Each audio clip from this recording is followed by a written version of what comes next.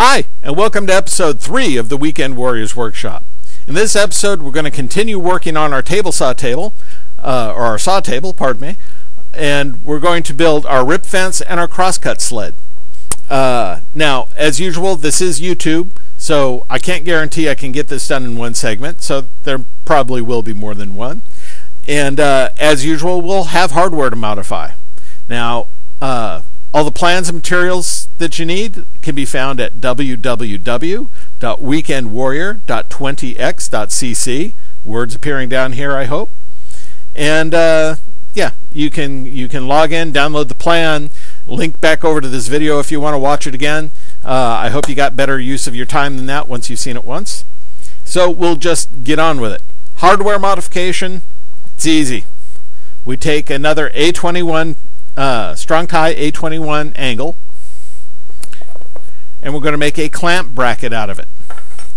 Now you see, all I did was remove some material and drill a hole. You remove the material from the short edge of the bracket. See, there's one end is longer than the other.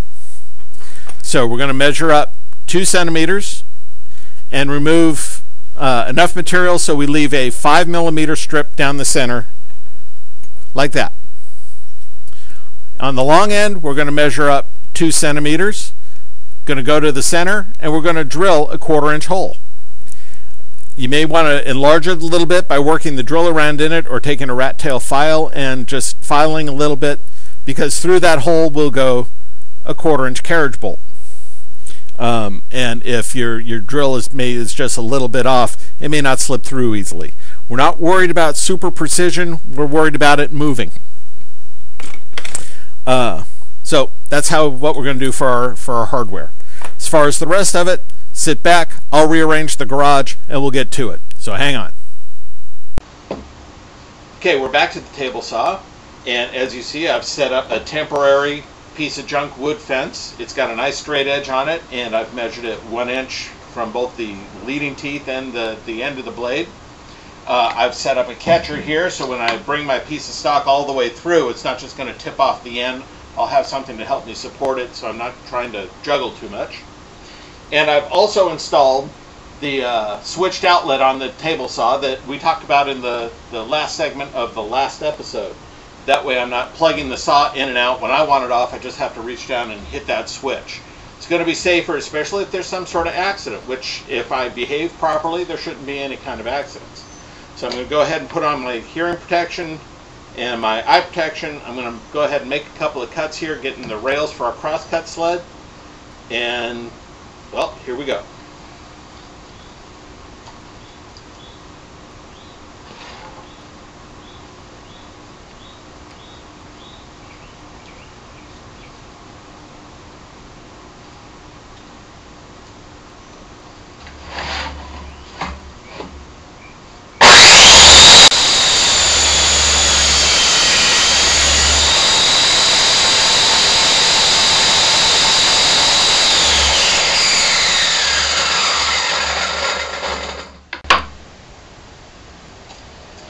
And that's all there is to it. We now have 2 rails, the same width as our saw table, and when I screw them onto the sled, they're going to run the nice finished side against the rough edge of the table, so it runs smoothly. So I'm going to reset up. We're going to have to make another cut for the sled, but first we're going to attach a rail. So I'll be right back. So here's the piece of my leftover melamine, leftover from making this top. You see I've attached one of the rails that we just cut a couple minutes ago to it. It's mounted with 3 screws, and that's all it's going to take right now. It's going to provide me a true edge to run against the side of the table, and then as I run across the side of the table, I'm going to let the blade cut my true edge for this side. And then after we're done with that, we'll mount the push end, the part that holds the stock square to the blade, and we'll have a crosscut sled that's going to do us for now. So let's go ahead and fire up the saw.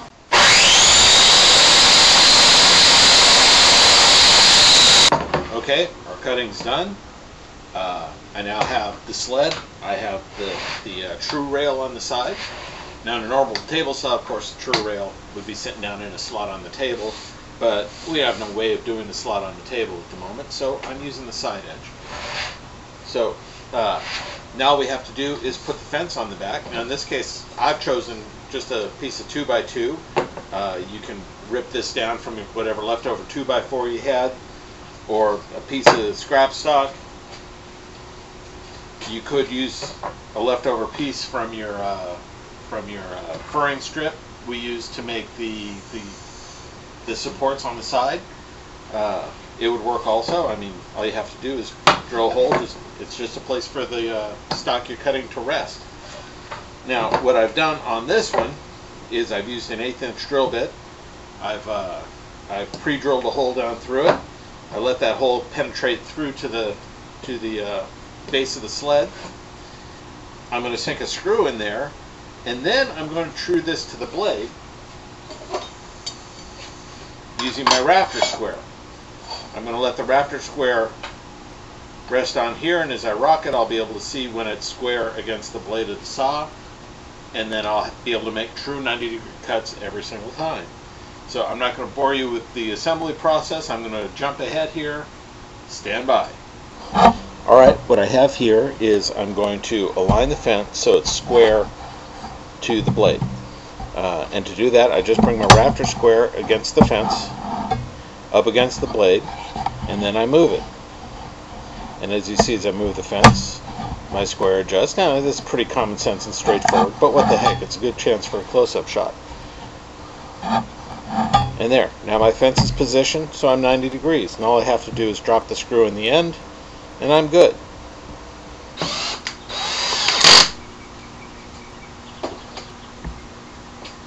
Okay, my crosscut sled is now complete. I have to do a test cut, but before I can do that, I got to wait for my grandson to wake up from his nap. So when that happens, we'll get back to you. Okay, the young prince is woken up from his nap, so now it's my turn to make a quick cut here. You may recognize the piece of scrap I'm going to test on is the one we used to build our U-clamps way back in the beginning of episode 2. Well, now I'm just going to take a little nick off the end and see how straight my cut comes out. So, hearing protection's on. Of course, the eye protection's in place because I can't afford to lose my sight. And on with the saw.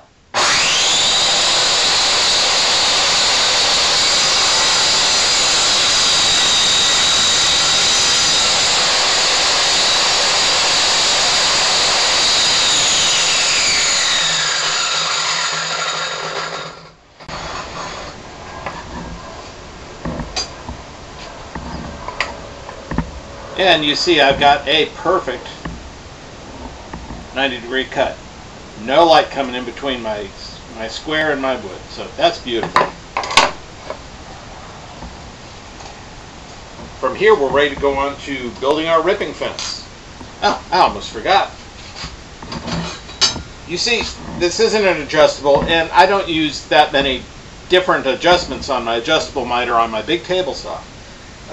What I do use a lot is 45 degrees, and for that I can use my combination square again. I just bring the combination square up so it's just a wee bit short of the edge, because of course we don't want it making contact with the saw blade. And then we take a clamp, and most combination squares have got a space in them, and we clamp the combination square in place to the back of the fence. Now, not only am I able to make a 45-degree cut, but I also got a handle on top. So back on with the ears.